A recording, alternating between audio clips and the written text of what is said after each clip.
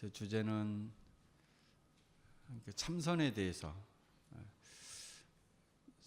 대해서 이야기를 하고 또 강의를 해오고 있고 또 그런 프로그램들을 개발해서 여러 번 진행하고 있는데요. 거기에 대해서 이야기를 하고자 합니다. 진공묘유, 고요한 마음에서 지혜가 나온다. 욕심스러운 마음에서는 지혜가 절대 나올 수 없다. 화가 난 마음 속에서는 절대 지혜를 찾을 수가 없다.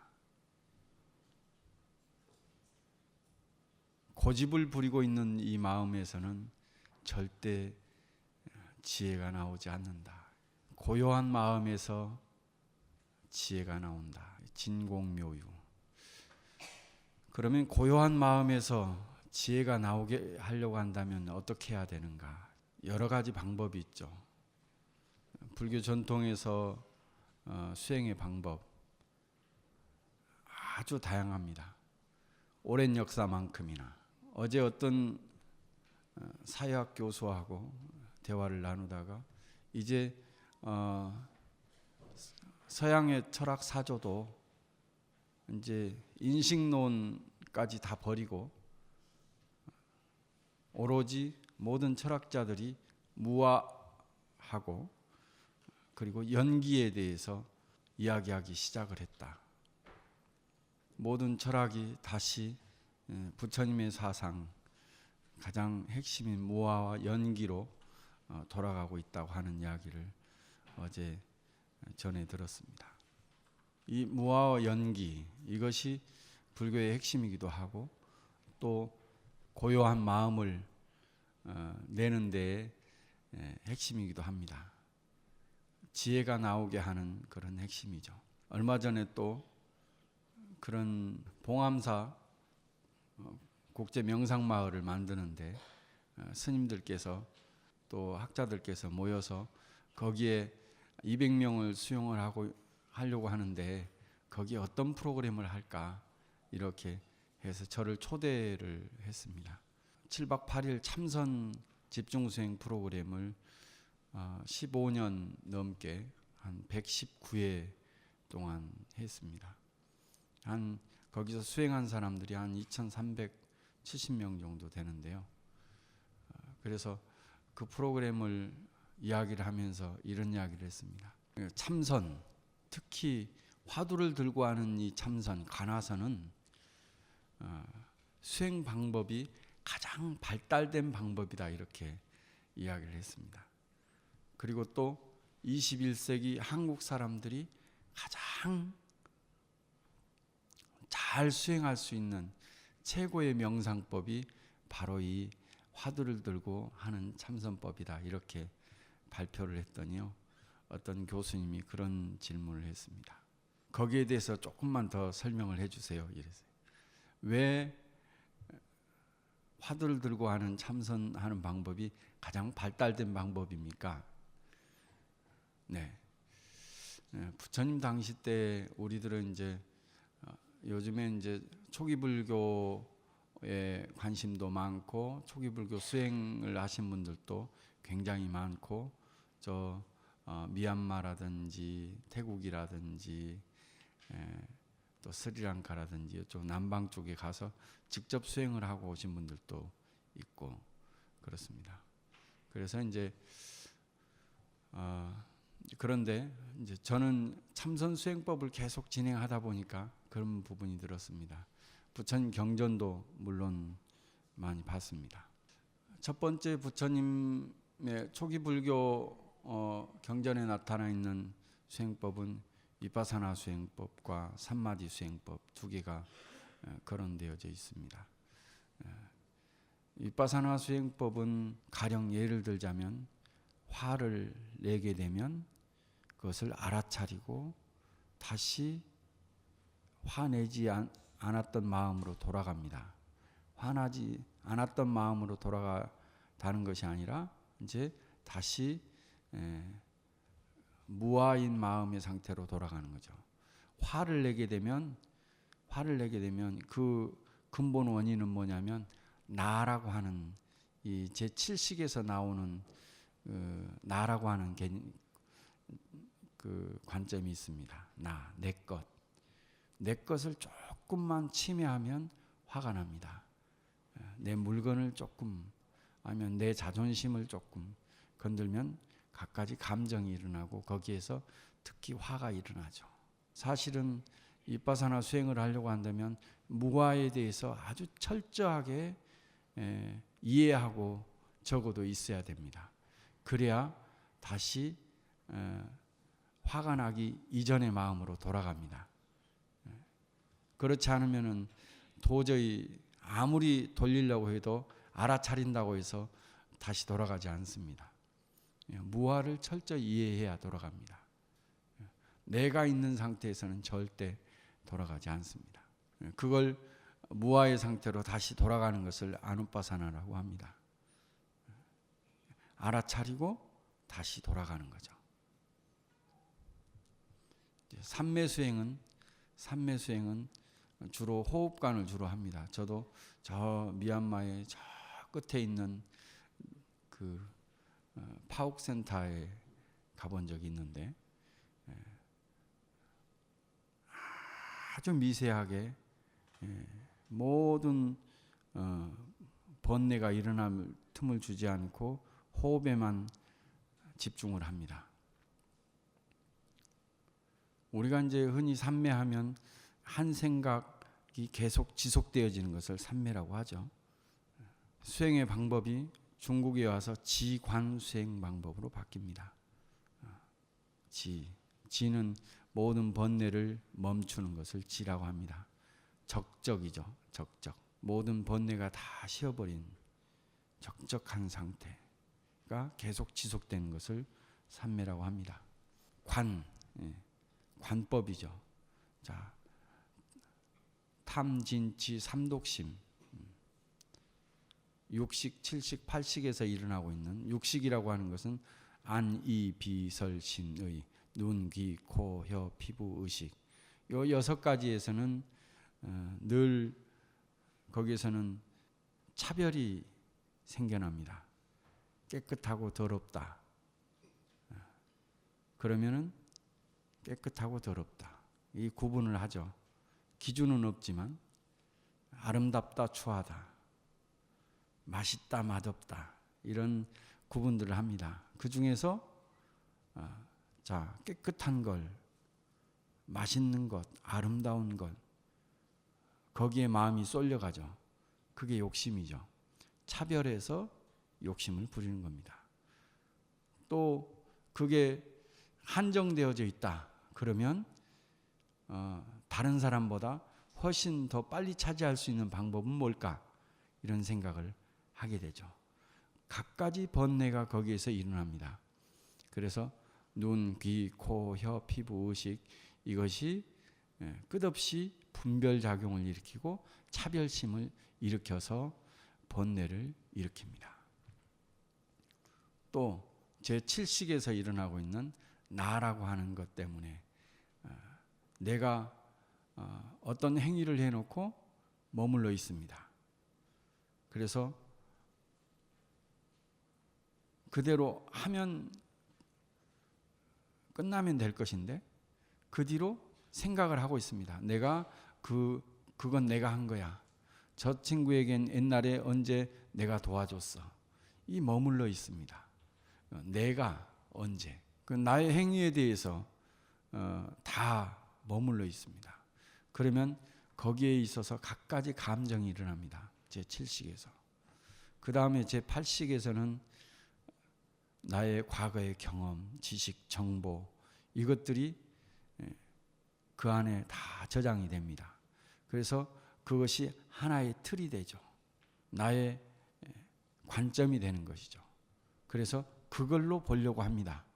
그래서 앞에 있는 현상하고는 앞에 있는 존재하고는 전혀 상관없이 내가 기대하고 원하는 것을 생각하면서 그 대상을 봅니다. 그렇게 되면 그 앞에 대상을 그대로 볼 수가 없습니다. 고집을 부리고 있는 거죠. 내가 체험한 게 맞아? 내가 지식 정보에 의해서 내가 알고 있는 것이 맞아? 그래서 거기에서 치심이 일어납니다. 그래서 탐진치심이 일어납니다. 그것들로 인해서 무한히 일어나죠. 그거 계속 끝없이 그게 방해를 합니다. 현재 의식을. 그런 탐진치심에서 벗어나려고 하는 이 마음이, 그것을 알아차리고 그걸 잘 살피는 마음이 바로 이제 관법입니다. 그래서 이제 관법 중에서 저는 이제 가끔 이제 수행 지도를 하다 보면 제일 먼저 수식관을 하게 합니다. 수식관. 뭐 여러분들도 다 아는 수식관이죠. 숫자를 세는 수식관을 합니다. 한 호흡에 한 숫자를 세서 10까지만 세게 하고 다시 0까지 돌아오게 하는 수식관이죠. 자, 1부터 10까지, 10에서 0까지 숫자를 세게 하는 방법을 쓰는데요. 숫자를 세다 보면 1부터 10까지 세는 동안에 중간에 갑자기 멍한 상태가 있을 수 있습니다. 내가 지금 몇 가지 세었지? 이러면 그걸 무기라고 합니다. 무기라고 하는 것은 아침에 잠에서 덜 깬 상태가 무기, 또 기절했을 상태가 무기, 또 술 먹고 만취했을 상태가 무기, 이런 무기의 상태가 있습니다. 그런데 이 무기의 상태는 사실 우리가 그것들은 이제 감지하는 것은 그 정도고, 사실은 평상시에는 무기를 감지하지 못합니다. 생각과 생각 사이에서 일어나거든요. 버스를 기다리다가 멍하니 서 있습니다.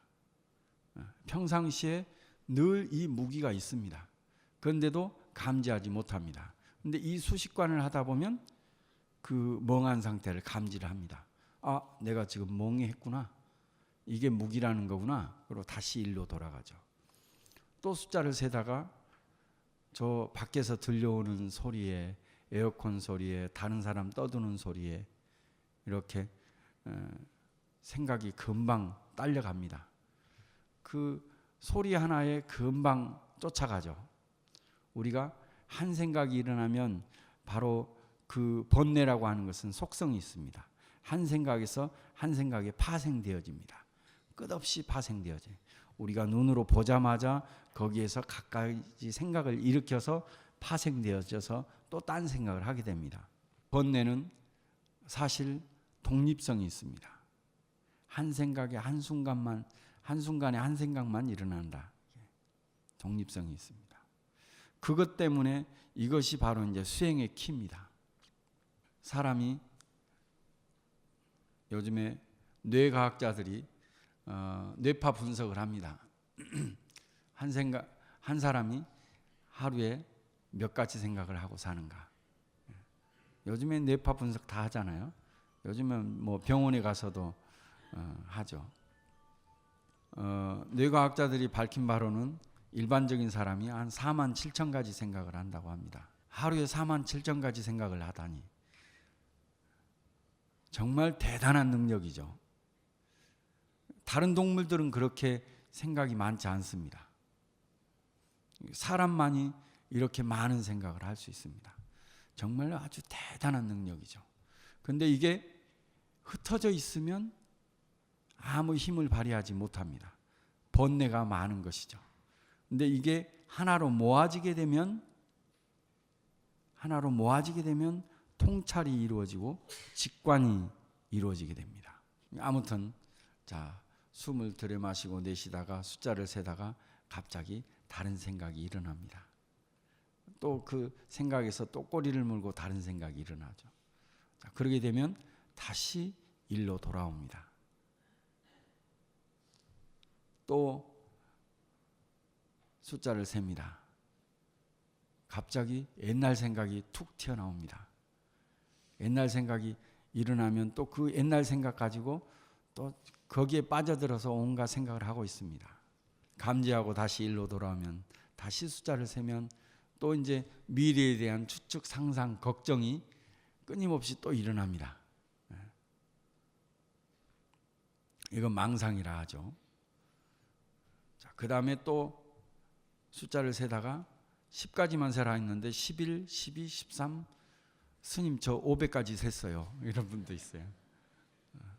그러니까 우리가 일상생활 속에서 자, 무기, 멍한 상태가 주로 있는 때가 있고 또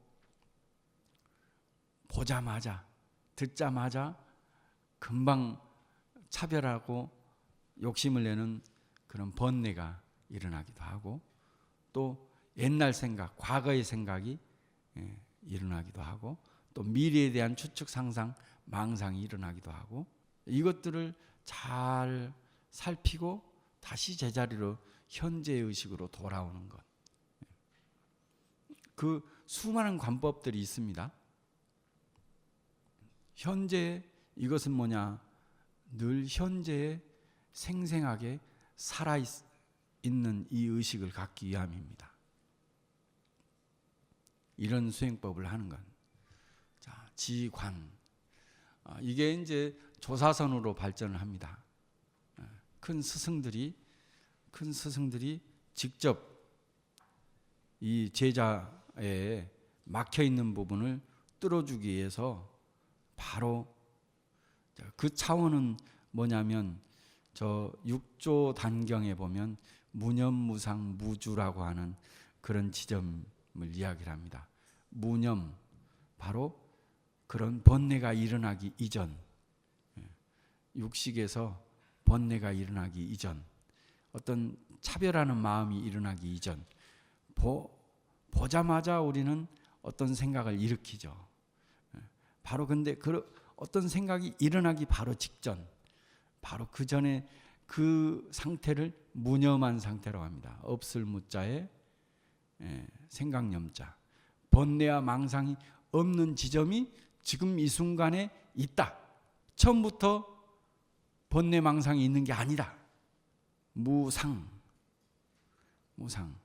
상은 제8식에서 일어납니다. 과거 경험, 지식, 정보 이런 것들이 상이 되는 거죠. 내 관점이라고 했죠. 상이 됩니다.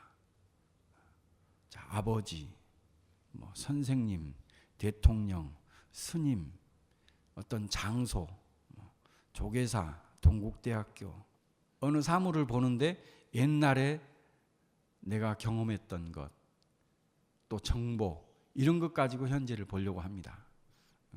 저는 과감하게 그런 이야기를 합니다. 과거, 특히 어제의 생각을 가지고 오늘 사는 사람은 죽어 있는 사람이라고 합니다. 어제의 생각 가지고 오늘 살면 안 됩니다. 어제의 것 가지고 오늘 비교하고 있으면 현재를 볼 수 없습니다. 그게 상입니다. 다. 그거는 뭐 때문이냐? 자신감이 없기 때문입니다.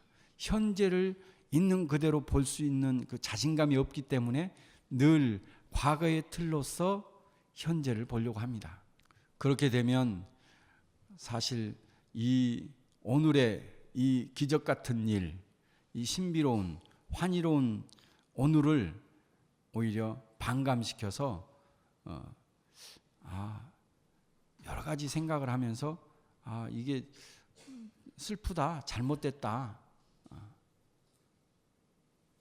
또 불행하다 이런 생각이 나오게 됩니다. 만족스럽지 못한 거죠.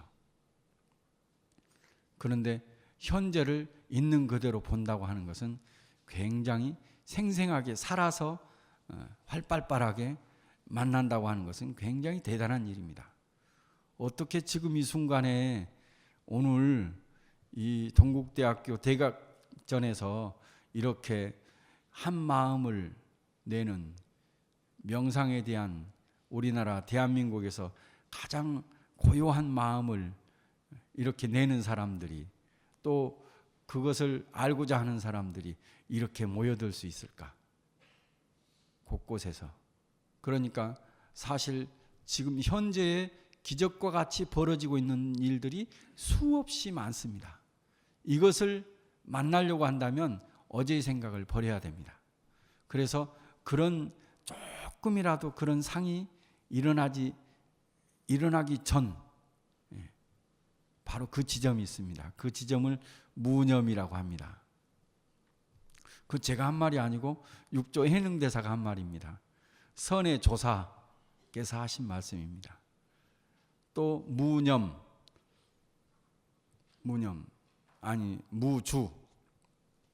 없을 무자에 머무를 자, 머무르지 않는 지점이 있습니다. 우리는 어떤 행위를 해놓고 아까 제7식에서 그런다고 그랬죠. 행위를 해놓고 내가 그걸 했다. 또 아니면은 나의 행위를 누가 알아줬으면 좋겠다. 그런 마음이 저 밑에 있습니다. 내가 한 행위에 대해서 머물러 있는 것. 그것 때문에 사실 갖가지 감정이 일어납니다. 그런 마음이 일어나기 이전이 있습니다. 그것을 무주한 지점이라고 합니다. 무주. 그 무주한 지점은 너무나 자유롭습니다. 어디에도 걸림이 없어요. 근데 내가 어떤 친구에게 돈을 얼마 아주 크게 빌려줬다. 친한 친구에게. 친한 친구와 그전에는 아무 꺼리낌이 없이 자유롭게 전화도 하고 이야기도 나누고 그렇습니다. 그 다음에 돈을 빌려주고 나서는 그 다음에 전화하기 어렵습니다.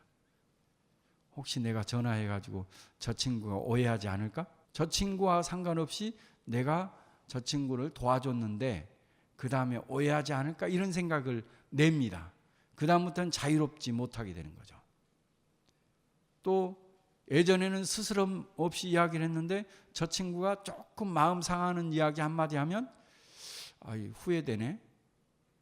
그런 마음을 냅니다. 갖가지 이제 감정의 마음이 일어납니다. 그것이 다 머무름 때문입니다. 부처님께서는 금강경에 뭐라고 했냐면 응무소주 이생기심, 머무는 바 없이 그 마음을 내라. 그게 자유입니다. 자유, 대자유. 무념무상 무주. 이게 이제 바로 그 자리를 직접 보여주는 것을 뭐라고 하냐면 바로 그 지점을 직접 보여주는 거. 번뇌의 망상이 일어나기 이전 무념한 지점, 어떤 상이 일어나기 이전 무상한 지점, 또 어떤 머무름이 일어나기 이전 바로 무주한 지점을 직접 이야기한 부분이 조사선입니다. 바로 그 지점에서 대화하는 것을 뭐라고 하냐? 그걸 선문답이라고 합니다. 공안이라고도 하고. 그 나중에 바로 그 지점, 직접 알려준 그 지점, 이게 이제 거기에는 바로 지관이 따로 필요 없습니다. 바로 직접 조사선이 그렇습니다. 이게 그렇지만 너무 어렵습니다. 너무 어려워. 스승이 직접 지도한다는 것이, 수많은 사람을 지도한다는 것이 굉장히 어렵습니다. 그래서 만들어낸 방법이 1700 공안 중에서 그 깨달음의 직접적인 자리에서 이렇게 보여준 대목이 있습니다. 그 수많은 문답들이 어느 지점에서 나왔나? 무념무상 무주한 지점, 생각하기 이전 말하기 이전 지점.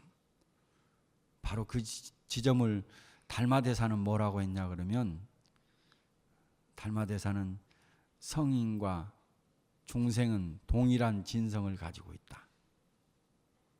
중생은 객진 번뇌로 말미암아서 그걸 알지 못할 뿐이다. 이렇게 표현했습니다. 객진 번뇌를 없애려고 한다면 벽관을 통해서 알 수 있다. 벽을 향해 앉아서, 벽을 향해 앉는다고 하는 것은 모든 것을 다 끊고 다 쉬고 앉는다는 거죠. 하고자 하는 일. 석가모니 부처님께서는 바로 그 지점을 뭐라고 했냐? 기이하구나. 일체의 모든 중생이 열애와 같은 지혜와 덕상이 있건만 분별 망상으로 인해서 알지 못하고 있구나. 석가모니 부처님이 깨닫고 난 뒤에, 완전한 지혜와 완전한 자비를 갖추고 난 뒤에 보니까 모든 중생들이 열애와 같은 나와 똑같은 완전한 지혜와 자비를 갖추고 있구나. 바로 그 지점을 본 겁니다. 번뇌하고 있는 지점을 보는 게 아니라 바로 그 본래 성품을 보는 겁니다. 그리고 안타깝다. 다른 데 쳐다보고 있어서 번뇌와 망상을 보배로 여기고 있어서 이거는 내가 스스로 끝없이 만들어내는 안타깝다. 그래서 어느 지점에 마음의 중심을 잡고 있는가 이것을 알 수 있습니다. 석가모니 부처님께서 꽃을 들어 보입니다. 꽃을 들어 보이는 그 경지는 부처님이 들어 보이는 그 경지는 바로 무념무상 무주한 번뇌가 없는 어떤 상이 없는 어떤 머무름이 없는 대자유의 바로 그 깨달음의 자리에서 부처님께서 다시 한번 자비심을 내서 사실은 석가모니 부처님은 설법하지 않아도 됩니다. 석가모니 부처님이 깨달은 분이 걸어가면 깨달은 부처가 걷는 겁니다. 자, 부처님께서 걷습니다. 걷는 모습 자체가 법문 아닐까요? 그래서 금강경에서는 석가모니 부처님께서 바루를 들고 마을에 내려가서 차제거리하고 다시 돌아와서 공양 잡수시고 발을 씻고 자리에 앉았다. 이 대목이 제일 먼저 나오죠. 사실은 그것 자체가 법문입니다. 꽃을 들어보니 가섭존자가 빙글에 미소 지었다. 가섭존자 또한 바로 그 지점에 있습니다. 그 지점에 마음이 있기 때문에 빙글에 미소 짓습니다. 석가모니 부처님이 꽃을 든 바로 그 마음의 지점, 가섭존자가 바로 빙글에 미소 짓는 바로 그 지점, 그게 바로 이제 조사선입니다. 그리고 그 다음에는 대종고 스님이 이제 그렇게 했다간 공부 못할 사람이 너무 많다. 못할 사람이 너무 많다. 그래서 화두를 줍니다. 화두라고 하는 것을 선택해서 간택합니다. 화두 간택. 바로 그 지점에서 나오고 있는 선문답을 안겨줍니다.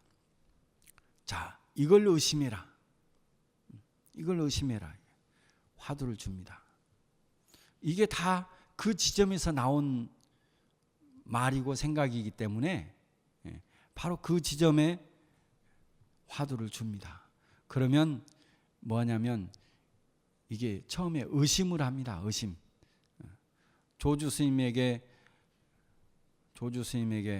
어떤 수자가 스님 계에게 불성이 있습니까?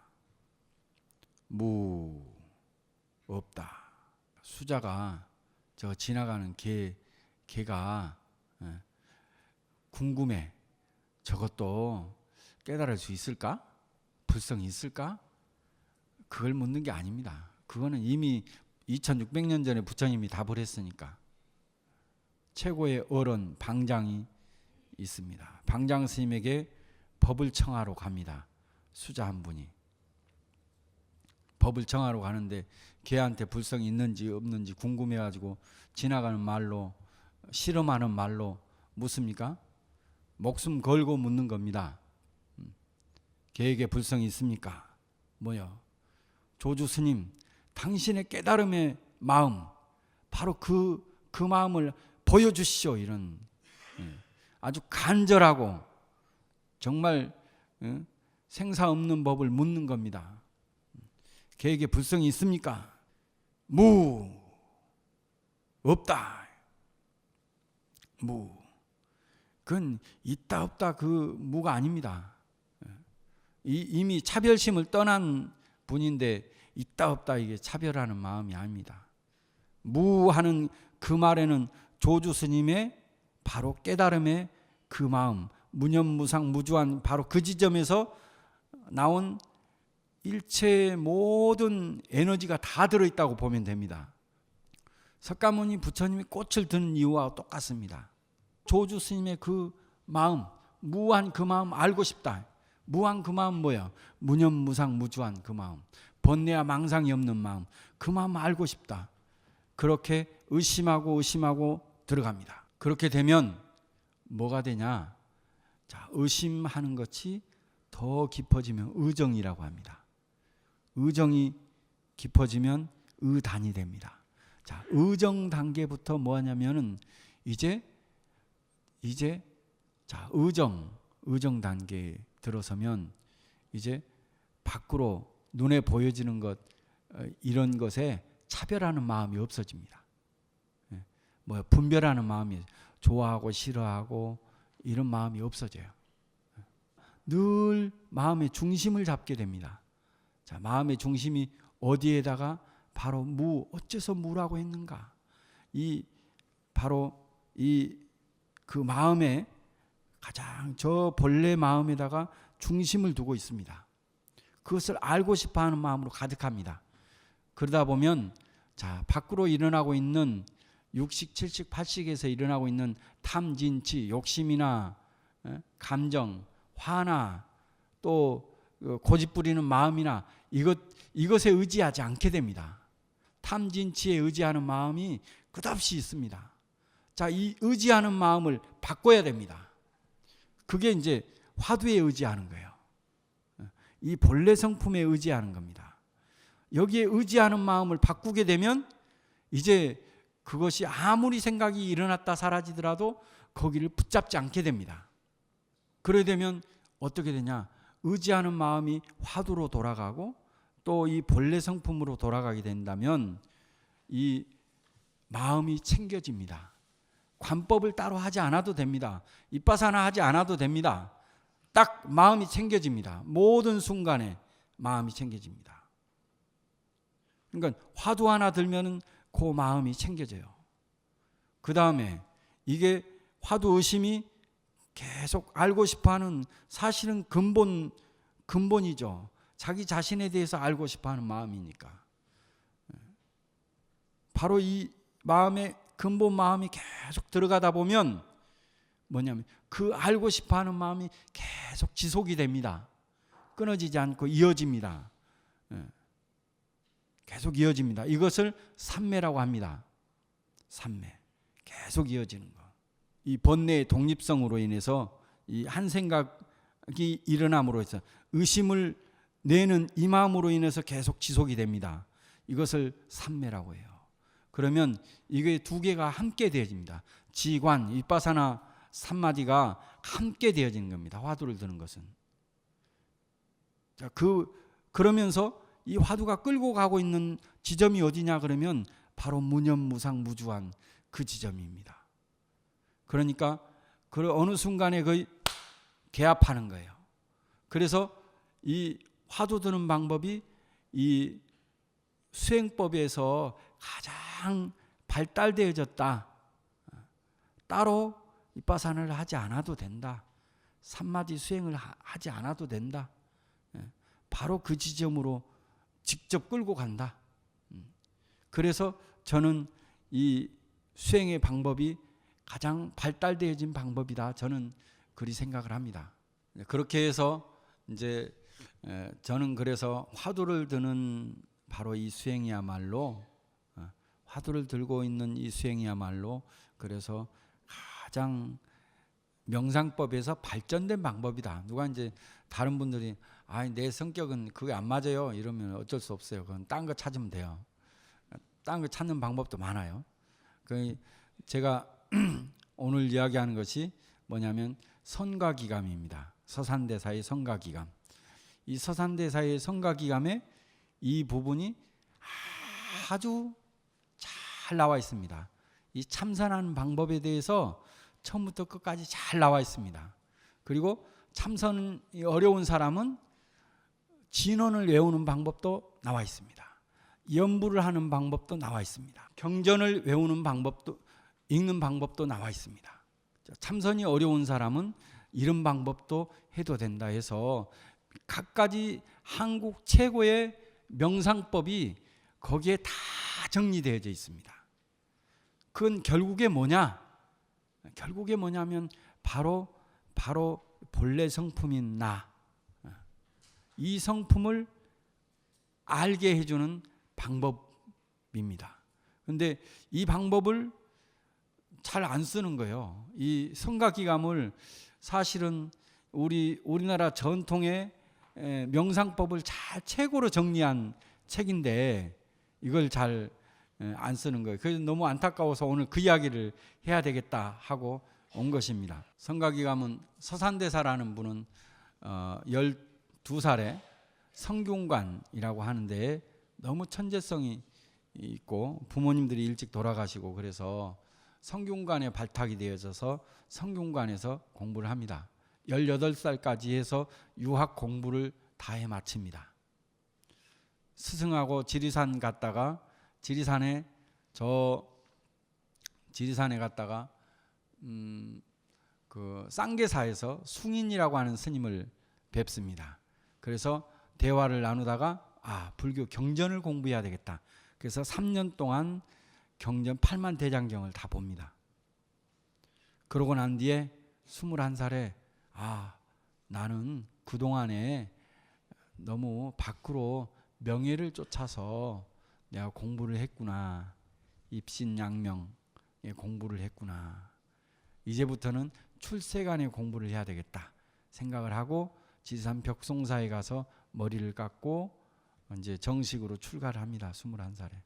그때부터 부용영관 스님의 이제 선 지도를 받아서 10년 동안 참선을 합니다. 그래가지고 31살에 깨달음을 얻습니다. 깨달음을 얻고 난 뒤에 다시 그 깨달음의 안목으로 다시 경전을 봅니다. 경전을 보고 조사오록을 봐서 50권의 책 속에서 다 메모를 합니다.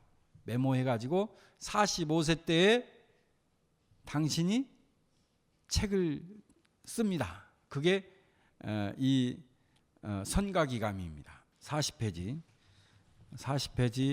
이 서문입니다.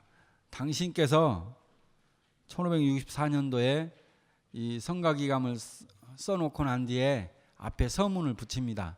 발문은 또 사명대사, 제자인 사명대사가 하는데 여기에는 안 실었습니다.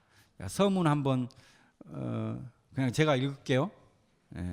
예전에 불교를 배우는 이들은 부처님의 말씀이 아니면 말하지 않았고 부처님의 행동이 아니면 행하지 않았었다. 그러므로 그들이 보배로 여긴 것은 오로지 대장경의 거룩한 글뿐이었다. 옛날 사람들은 무엇에 의지했냐? 대장경을 의지했어.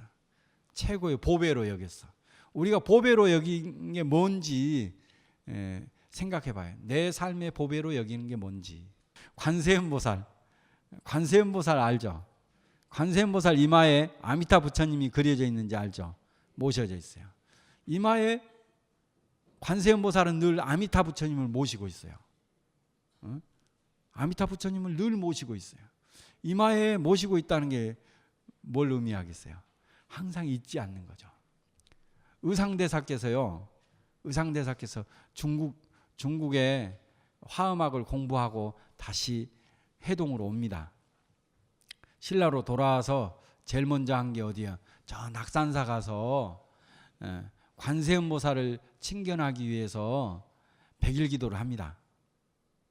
그러면서 백화도량 발언문이라고 하는 그 발언문을 쓰세요. 거기에 이런 대목이 나옵니다. 관세음보살이 이마에 항상 아미타 부처님을 모시듯이 나는 항상 내 이마에 관세음보살을 모시고 기도를 하겠습니다. 이런 대목이 나옵니다. 관세음보살을 이마에 모시고 내가 뭘 하겠다. 그러니까 우리가 어디에 무엇을 가장 보배로 여기는지 이게 아주 중요합니다. 여러분들에게도. 저는 늘 화두를 늘 이마에 모시고 있습니다. 부처님을 모시고 있습니다. 이러면 되죠. 자, 그러나 오늘날 불교를 배우는 이들은 전해가면서 외우는 것이 세속 선비들의 글이요 청하여 지니는 것이 벼슬아치들의 시뿐이다. 심지어는 그것을 울긋불긋한 종이에 쓰고 화려한 비단으로 꾸며서 아무리 많아도 만족한 줄을 알지 못하고 가장 큰 보배로만 여기고 있다. 조선시대 스님들도 이제 이때는 숭유억불 정책이다 보니까 스님들이 뭐 이 선비들의 시나 유학의 경전들이나 이런 것들을 굉장히 중요하게 여기고 이걸 아는 것을 굉장히 또 표현하고 지식인처럼 이렇게 그런 것들을 보배로 여기고 살았다. 안타깝다. 예전과 오늘의 불교를 배우는 이들이 보배로 삼는 것이 어찌 이다지도 같지 않을까. 불초 내가 옛글의 뜻을 두어 대장경의 거룩한 글을 보배로 삼기는 하지만 그 글이 너무도 번다하다. 장경바다가 하도 넓고 아득함으로 뒷날의 도반들이 가지를 헤쳐가면서 입을 따는 수고를 겪을까 하여 글 가운데 가장 요긴하고 간결한 것 수백 마디를 추려서 한 장에 써놓았다. 글은 간단하지만 뜻은 두루 갖추어졌다고 할 만하다. 만일 이 글을 스승으로 삼아 끝까지 참고하여 오묘한 이치를 깨닫게 된다면 마디마디에 산석가열애가 나타날 것이니 부디 힘써 볼 일이라. 그러나 글자를 떠난 한마디와 격에 벗어난 기묘한 보배는 쓰지 않으려는 것도 아니지만 아직 특별한 기틀을 기다릴 수밖에 없다. 이렇게 여러분들을 기대한다 이런 말이야. 이 성가기감을 보는 앞으로 수행하는 여러분들에게 서산대사가 기대한다. 다 글로써 적을 수는 없다. 42페이지. 자, 다 같이 합성해서 시작. 여기 한 물건이 있는데 본래부터 한없이 밝고 신령스러워 일찍이 나지도 않았고 죽지도 않았다. 이름 지을 길도 없고 모양 그릴 수도 없다. 한문으로 유일물어차하니 종본 이래로 소소영령하야 부증생 부증멸이며 명부득 상부득이로다. 유일물어차니 여기에 한 물건이 있으니 여기에 한 물건은 뭐요? 바로 여러분들 자신입니다. 자신. 이 소리를 듣고 있는 여러분 여기에 한 물건이 있으니 이 한 물건은 뭐냐? 종본이래로. 종본이래 이건 뭐야? 본래부터 이런 말이야. 종본이래로. 본래부터. 이제 그 이웃 종교에서는 그렇습니다. 우리는 창세기가 있는데요. 그런데 불교에서는 언제부터 시작해요? 이런 표현이 있어요. 언제부터 시작해요? 그래서 불교는 뭐야? 본래부터 이랬어요. 그 이해가 안 되죠. 그러면은 지금 형상, 지금 이 몸이 있고 이 모든 것들은 그럼 언제부터 이루어진 겁니까? 그거는 여러분들은 딱 이것만 알아둬요. 무명에서부터 시작한다. 어리석음에서부터 시작한다. 아시겠죠? 예. 이겁니다. 그러니까 그거는 바로 무명에서부터 시작한다.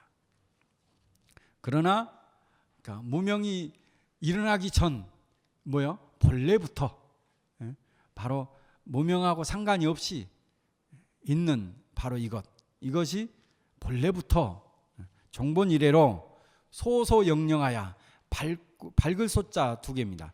밝고 얼마나 밝았으면 밝고라고 했겠어요. 밝고 영령 신령스럽고 신령스럽다. 이 본질은 환하게 밝다 이런 표현을 썼고요. 영령이라고 하는 것은 신령하다 이런 것은 사실 이게 작용입니다. 작용이에요. 소소영령 작용. 이걸 뭐라고 하냐면 사실은 법신, 보신, 화신 있죠. 법신, 보신, 화신 이 삼신을 사실은 이 법신은 밝음으로 표현하고 보신이라고 하는 것은 뭐냐면 올바름을 향하는 마음, 자비심 이것도 마찬가지고 이런 올바름으로 향하는 마음 이것이 보신입니다. 그게 영령 신령스럽다 이게. 그리고 이렇게 형상을 나타내는 것은 뭐냐? 화신이야. 화신. 이 지금 내가 여기 앉아 있는 것은 법신, 보신, 화신이 함께 있는 거예요. 삼신이 함께 있는 거라고. 법신, 보신, 화신이. 그러니까 소소영령하다. 바로 이 성품을 소소영령하다 이렇게 표현을 했어요. 부증생 부증멸이며 이것은 잠깐도 생한 적이 없고 잠깐도 멸한 적이 없다. 이게 생멸이 없다. 나하고 죽음이 없다 이런 거예요. 이 소소영령한 바로 이 성품은 본래부터 지금까지 그러면서도 밝고 신령스럽고 신령스럽다. 생멸이 없다. 그리고 이름 지을 수도 없고 그림으로 그릴 수도 없다. 이렇게 표현을 해놨어요. 자, 여기에 늘 마음의 중심을 두길 바랍니다. 여기까지만 하겠습니다. 네.